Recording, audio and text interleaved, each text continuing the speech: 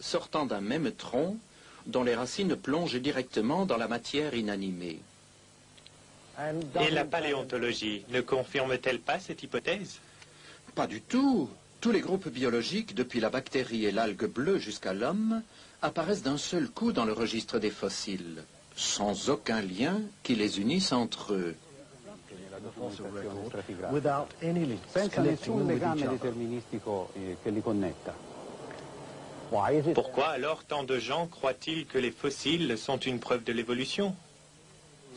L'évolution est enseignée aux enfants et présentée aux adultes comme un fait vérifié, et démontré depuis si longtemps qu'on perdrait son temps, ou même qu'il serait ridicule de le mettre en question.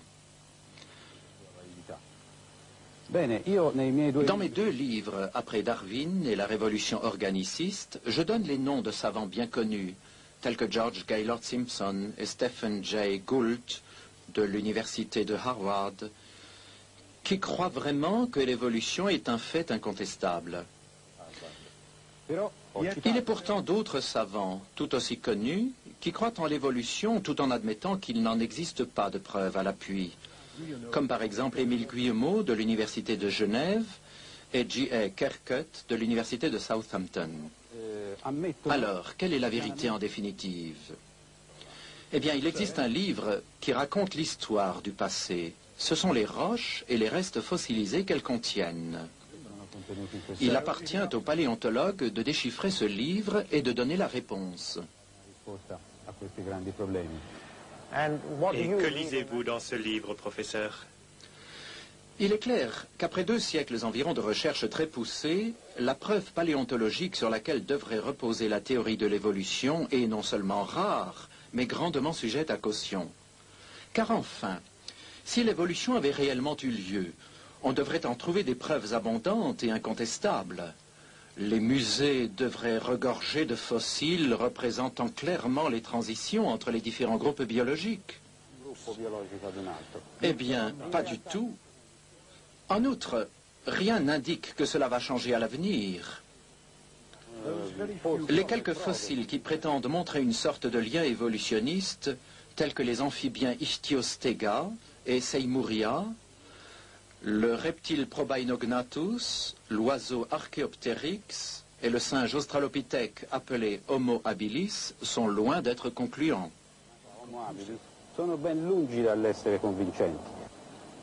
Et la prétendue évolution de l'homme?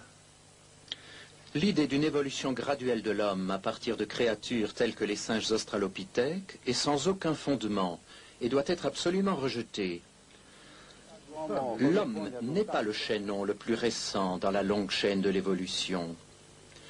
Il représente un type, ou taxon, qui a existé sans aucun changement substantiel depuis sa première apparition. La justification de ce que j'avance se trouve clairement développée dans mes livres.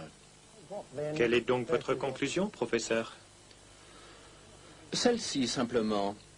On ferait beaucoup plus de progrès en biologie et dans les autres disciplines si l'on voulait bien sortir des impasses du mythe évolutionniste pour en revenir aux méthodes fécondes de la morphologie d'Aristote, de Linné, de Cuvier et de quelques autres.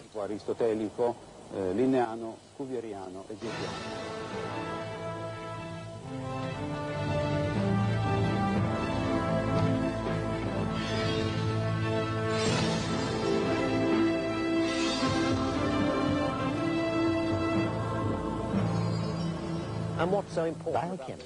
La biochimie étudie l'essence même de la vie et sa structure. Elle pénètre à l'intérieur même de la matière, dans le noyau de la cellule vivante. De nos jours, nul n'est aussi qualifié que le savant biochimiste pour nous révéler si une forme d'organisme vivant pourrait se transformer en une autre forme. Voici donc le professeur Sermonti, généticien, biologiste moléculaire et biochimiste de renommée internationale. Demandons-lui ce qu'il pense de l'évolution. Professeur, à la lumière de la biologie moléculaire moderne, comment voyez-vous la théorie de l'évolution? Les nouvelles découvertes en biologie moléculaire ont fortement modifié nos idées sur bien des questions, notamment sur celle d'évolution. De quelle façon, plus précisément? Les résultats obtenus en biologie moléculaire et en génétique ont montré que ce que prétend l'évolutionnisme, à savoir que les mutations se trouvent renforcées par la sélection naturelle, est tout simplement erroné. La sélection naturelle ne fait qu'éliminer les nouveautés entraînées par les mutations. La sélection naturelle a un effet stabilisateur sur la vie. Pourtant, les fossiles montrent que les animaux et les plantes étaient différents autrefois. Ils ont donc dû changer.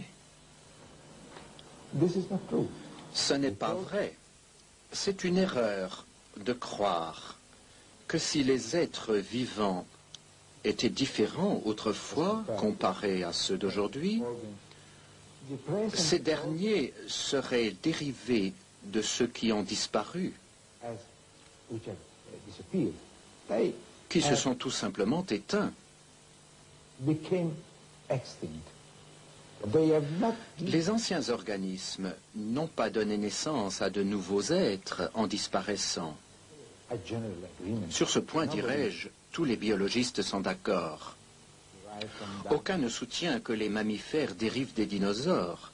À l'évidence, ce n'est pas possible. C'est une conception absolument erronée. Le fait d'observer dans le passé l'existence d'êtres vivants différents ne signifie nullement que nous en dérivions. La théorie de l'évolution prétend que certains organismes encore plus primitifs que les bactéries auraient évolué jusqu'à l'homme, durant un laps de temps considérable. Que pensez-vous de cette croyance, professeur? Mais c'est ridicule, c'est impossible. Rien ne permet à un petit organisme de se transformer en homme. Mais ce qui est encore plus important, c'est que ce qui nous apparaît comme un organisme simple est en fait une réalité biologique très complexe. Même les bactéries possèdent une structure génétique et biochimique à ce point complexe qu'elles ne peuvent dériver de formes simples.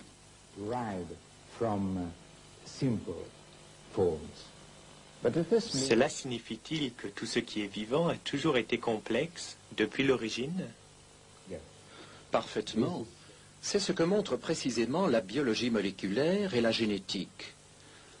La complexité existe dès les origines. Par exemple, l'étude que nous avons entreprise du noyau de la cellule montre que le système responsable de la production des enzymes, sans lesquels la synthèse des protéines ne peut se faire, est identique depuis la bactérie jusqu'à l'homme. Puisque les mêmes types principaux de créatures et de plantes existent aujourd'hui comme dans le passé, il est clair que le même mécanisme complexe de la vie a existé depuis l'origine.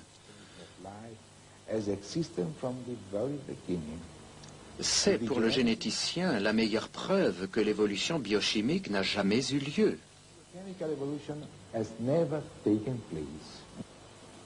Une dernière question, professeur. Quand donc l'homme a-t-il fait son apparition? L'homme, il n'existe aucune preuve que l'homme provienne de quelque autre animal antérieur.